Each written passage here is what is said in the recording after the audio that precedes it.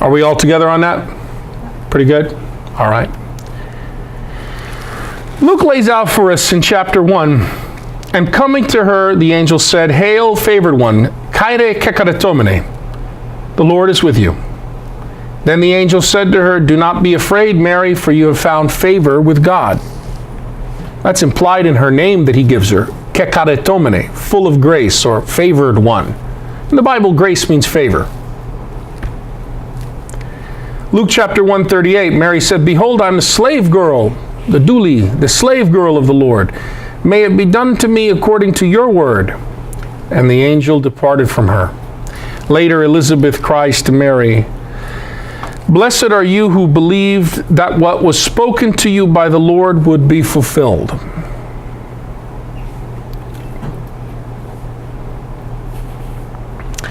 In Luke, the angel Gabriel speaks to Mary as to one who has been favored by God, past tense. Mary speaks of herself as the slave girl of the Lord. While the conception of God's Son at the Annunciation was the principal favor or grace given by God to Mary, it came to one who had already been the subject of God's favor. Y'all see that?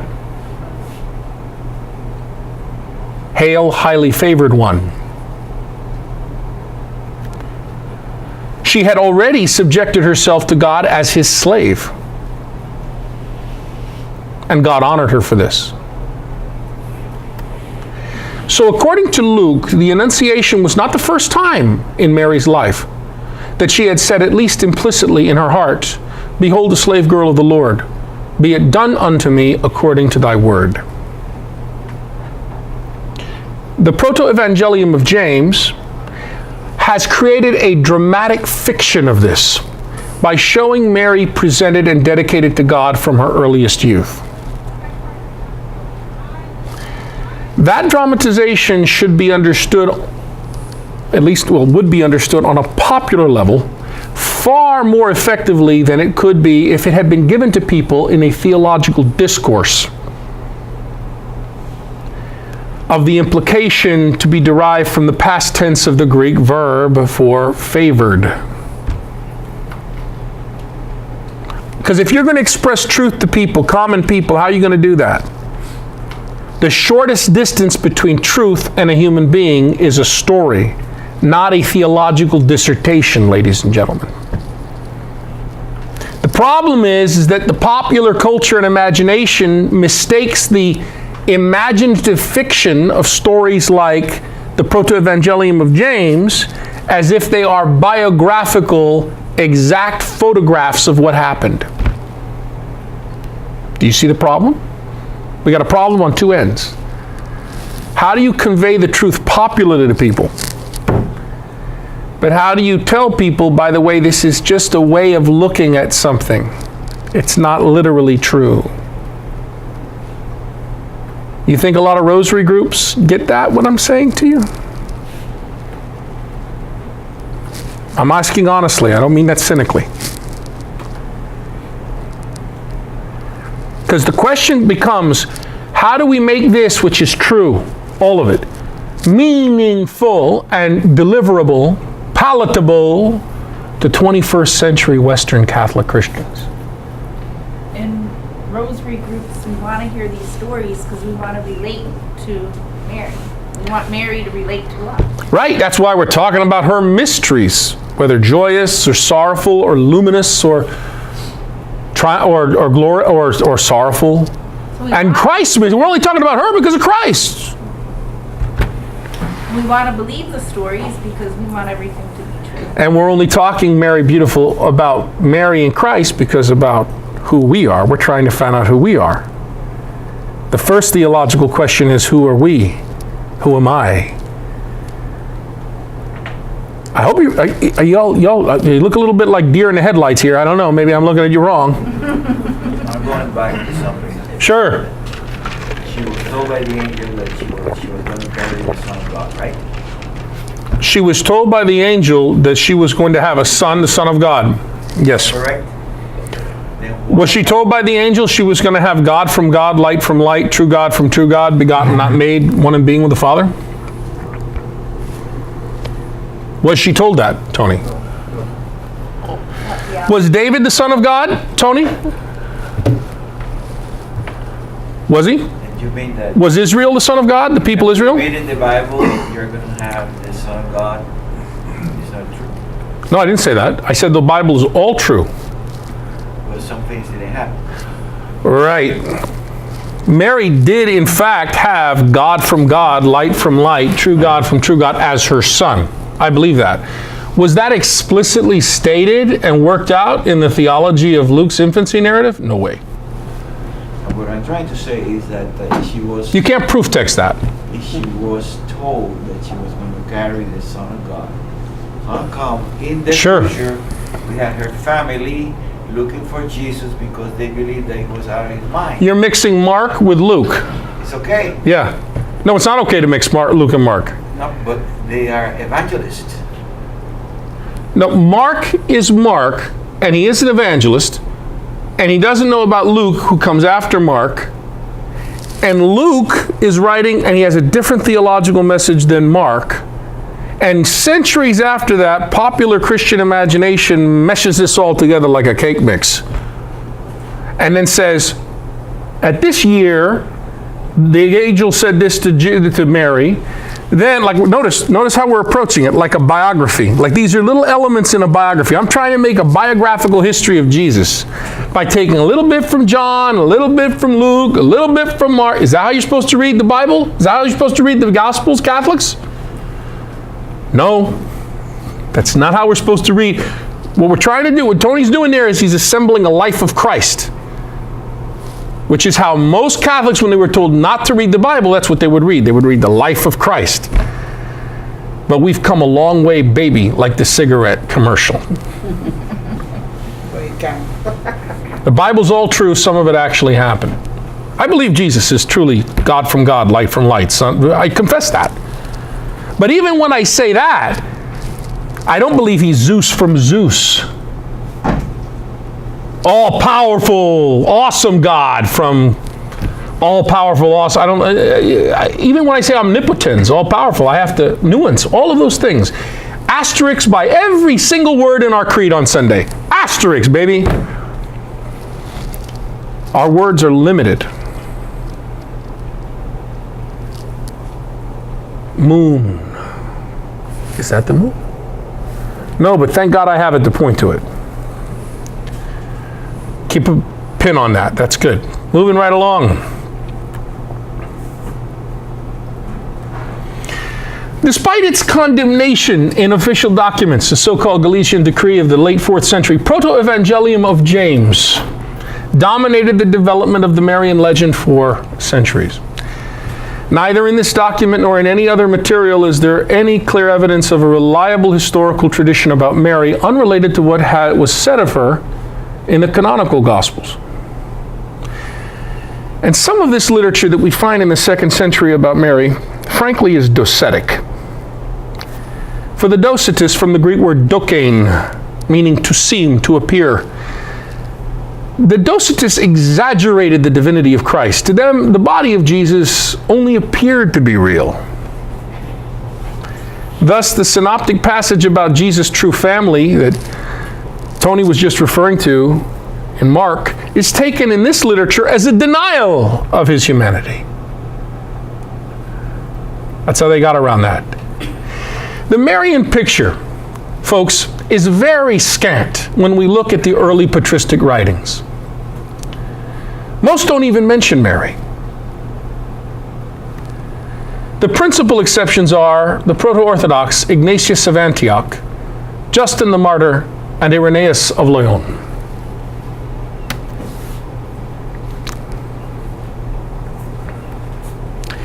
St. Ignatius of Antioch gives an early extra-biblical witness to Jesus' virginal conception. At least that's how it appears. In his epistle to the Smyrnaeans,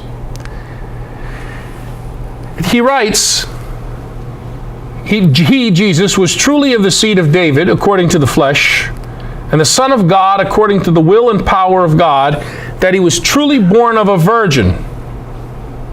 Question, what does he mean by virgin there? Physical virgin, right? Meaning her hymen was not damaged? Yes or no? Yeah. If you say yes, how would you know that? Because was the spirit overshadowing her. Sure, I believe that Mary physically was a virgin with the church's teaching. We're not talking about what I believe. We're talking about what Ignatius of Antioch believed and what he's actually saying there. What's the context? Moving right along. Just want you to think, to grapple with these things. 1,000 difficulties don't equal one doubt. St. Justin Martyr's interest in Mary serves a Christological and soteriological purpose. The reason he's talking about Mary is because he wants to work out a theology of Christ, and he's working out a theology of our redemption and salvation, soteriology and Christology. Theology of Christ, Christology. Theology, theological study, theological reflection, critical reflection, theology of our salvation, soter, right? For Justin Martyr, Jesus' birth from a virgin, what does he mean by that? Is proof of his messiahship and a sign of a new time. Justin draws a typological parallel between the Virgin Eve and the Virgin Mary. Eve believed and obeyed the dragon. Mary believed and obeyed the angel. Thus, Eve became the mother of sin through her disobedience, and Mary became the mother of the one who destroyed the works of the serpent through her obedience. See, Justin Martyr can do that because already people in the Jesus group had been reflecting on the church as Eve. He doesn't just jump right to Mary. He sees Mary as a type of the church. And therefore he can think if church is a type of Eve, it makes sense that Mary is a type of the church. Mary's a type of Eve. You notice this isn't coming from warm, fuzzy, sentimental kind of feelings about Mary. Let's defend Mary against the Protestants and nobody's going to knock my mom like that. I'm not saying, it's not coming from that. It's coming from his understanding of Christ.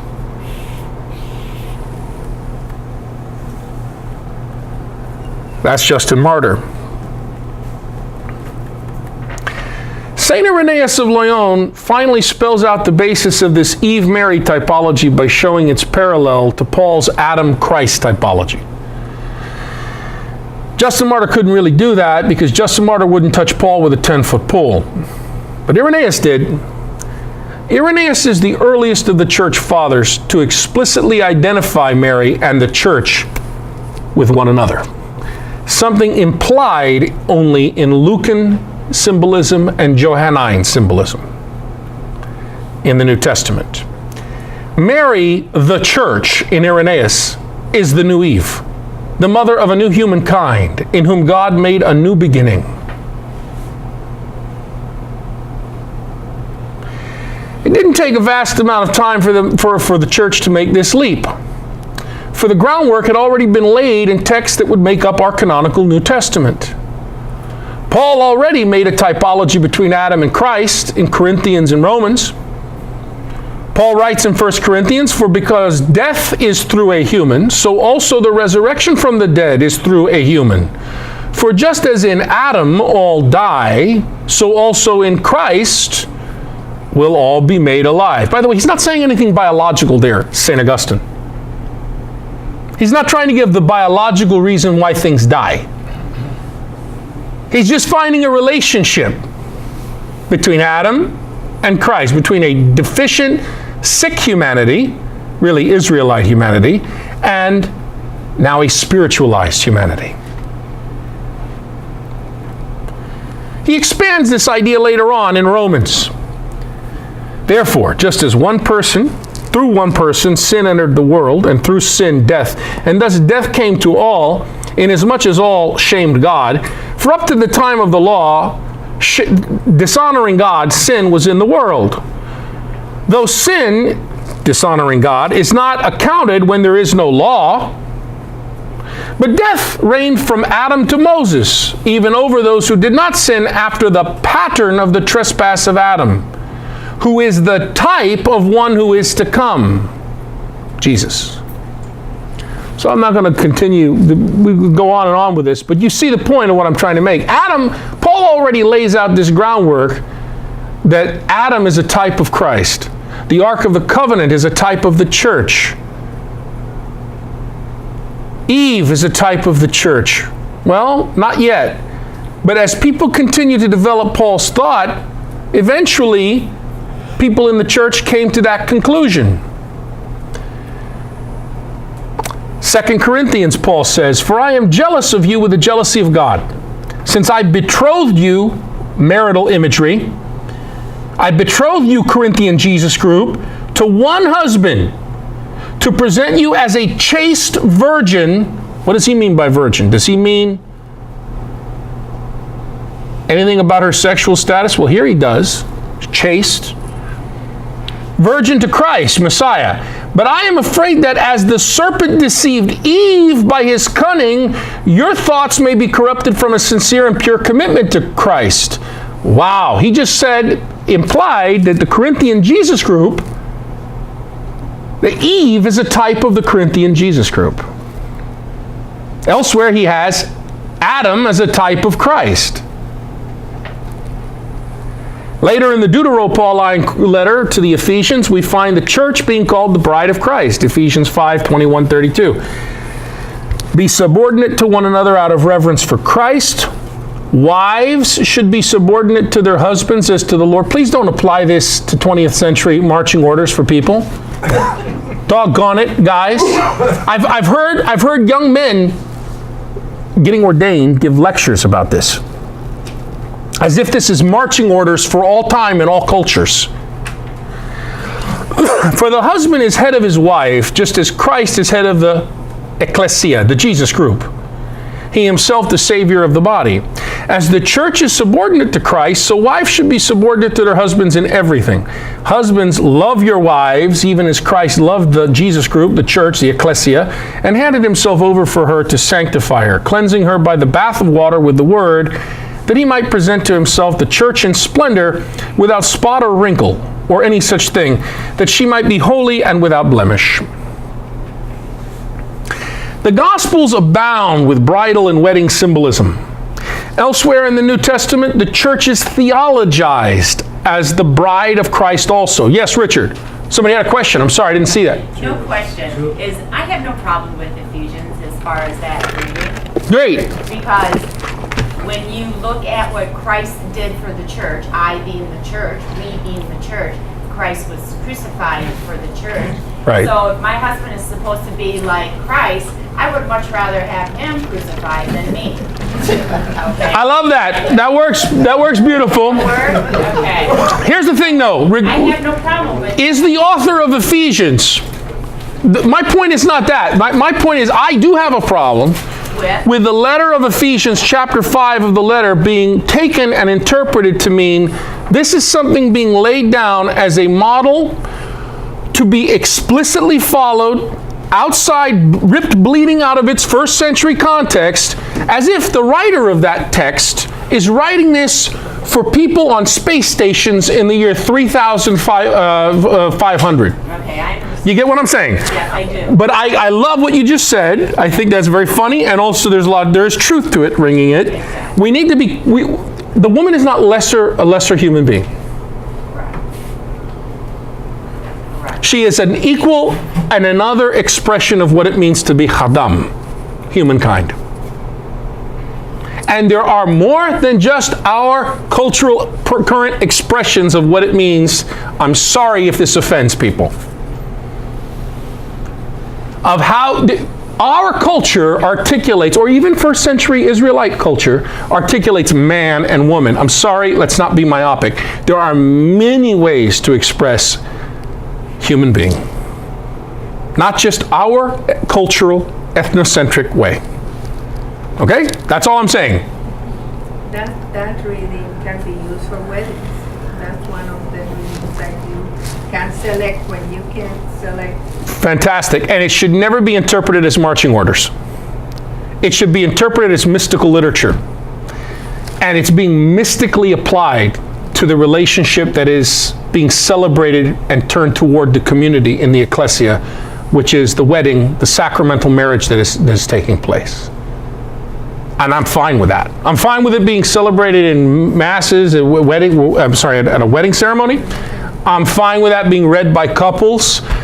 I'm not fine with that being used to justify a husband beating the crap out of his wife. No way. For her salvation. And you're going to tell me that hasn't been done like that before? It absolutely has been used that way before. Or to say that a woman should be quiet and not express herself and doesn't have any place in theology or coming to the table to discuss the mystery of Christ. No, I'm sorry. My accepting that these documents are inspired does not mean that they are omni-applicable to all cultures at all times in the same way. No. And yes, I have to stand up for that. The same way that I have to celebrate Mary, the Anawim, who had no voice, that we say is Queen of Heaven. Well, we got to put our money where our mouth is and start walking the walk and treating peoples who have been marginalized and genders that have been marginalized they also are a type of Mary. Okay. Revelation 11. Let us rejoice and be glad and give him glory, for the wedding day of the Lamb has come. Constellation Aries. His bride has made herself ready. She was allowed to wear a bright, clean linen garment. The linen represents the righteous deeds of the holy ones. And the angel, the constellation, the sky servant, said to me, write this, blessed are those who have been called to the wedding feast of the Lamb. Don't we say that? We say that at Mass. And he said to me, these words are true. They come from God. Revelation 21, 1-2. Then I saw a new sky vault and a new earth. The former sky vault and the former earth had passed away, and the sea was no more. I also saw the holy city, the new Jerusalem, coming down out of sky vault from God, prepared as a bride adorned for her husband. Revelation 22:17. The Spirit and the bride say, come. Let the hearer say, come. Let the one who thirsts come forward, and the one who wants it receive the gift of life-giving water.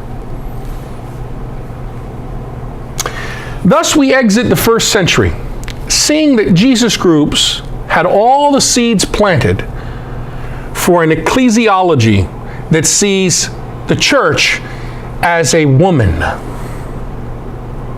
which then gives seed and rise to seeing Mary as bride and daughter and virgin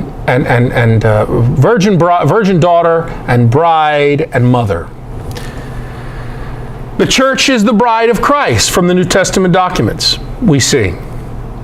Adam is a type of Christ. Eve is a type of the church. We just saw that. And we saw in our first formation session, Mary in the New Testament, that New Testament Mariologies of Luke and John depict Mary as a symbol of and inexorably tied to the church. We all following this? I'm showing you how the pieces came together.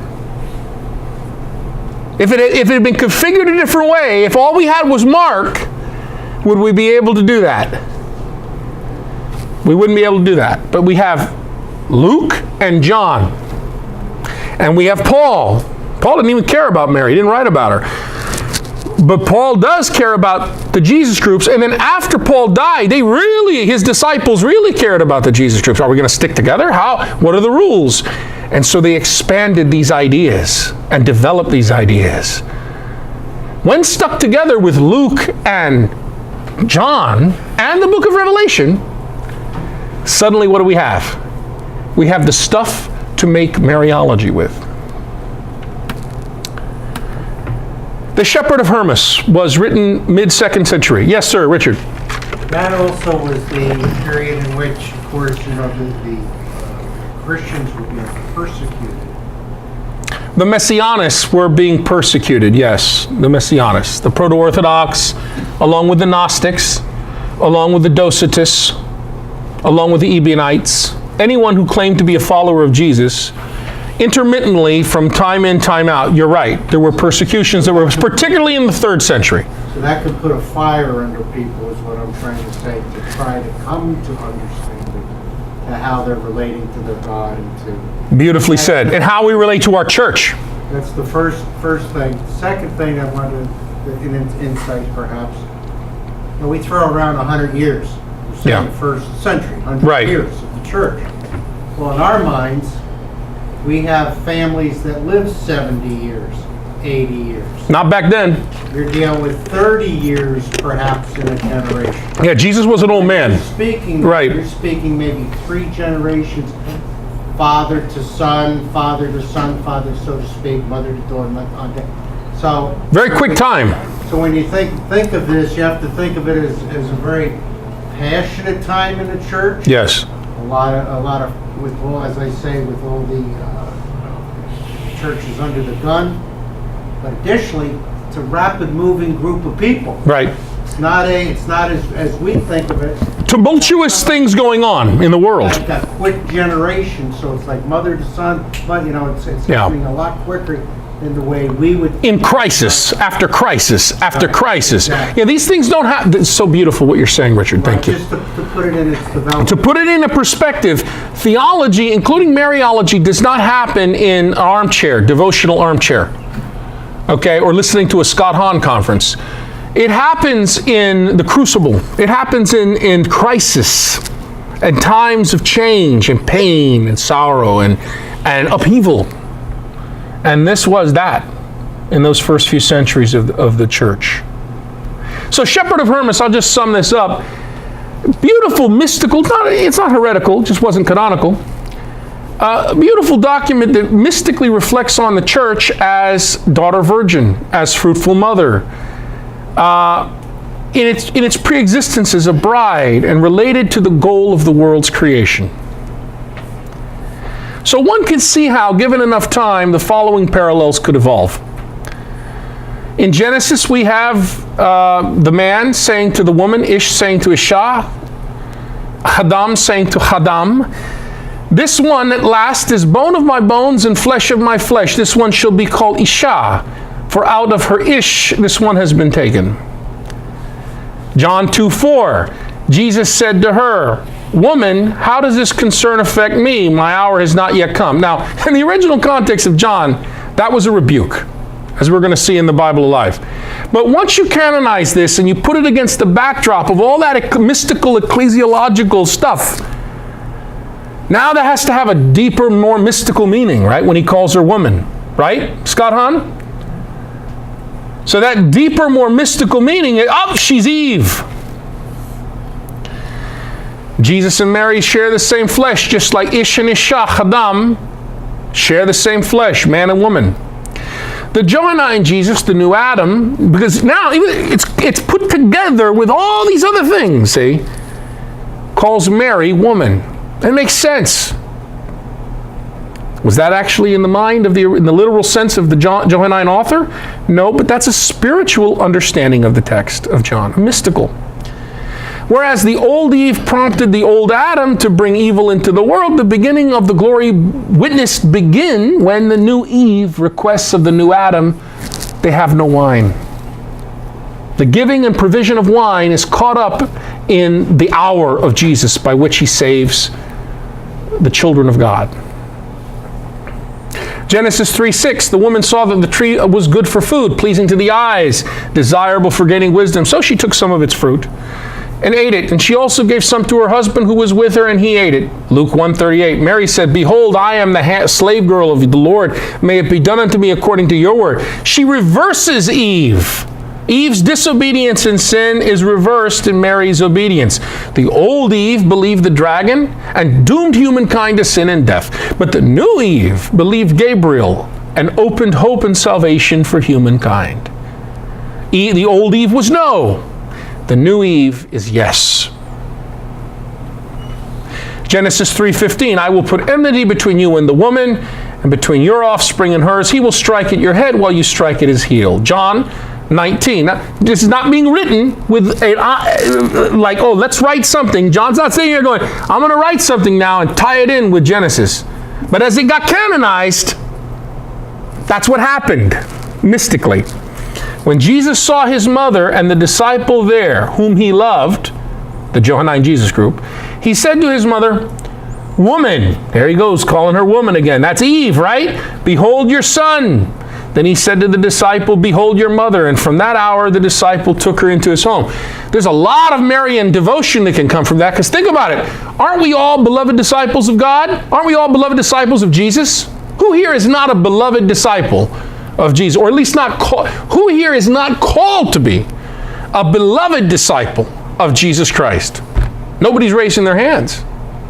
So aren't you all then in this mystical understanding of John? Somehow a daughter or a son of your sister and fellow creature made your mother Mary? Yes or no? Yeah, but notice, sorry EWTN, that's not just, a parent. This is not a connect the dots.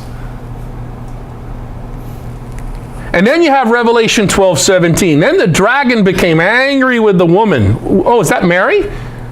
No, that's a giant constellation we call Virgo, the pregnant woman. In the Greek tradition, Dike, the goddess of justice, and went off to wage war against the rest of her offspring. This is actually taking place in the story of the book of Revelation, in the vision, set of visions that comes from the first week of creation. But later on, the woman, because they lose the original meaning of the book of Revelation, which is highly symbolic, it becomes talking about, it's got to be talking about the church. That's who the woman is. The woman is the church clothed with the sun. And then that's the next step. It's Mary.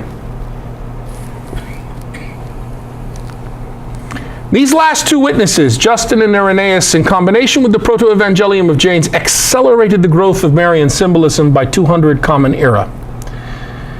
The Mary-Eve parallelism continued on developing in the works of the Syrian poet Ephraim, the Cappadocian Gregory of Nyssa, and the Latin father Ambrose. But before moving on and taking our break, what Marian theme was it that most concerned the 2nd century Messianist literature?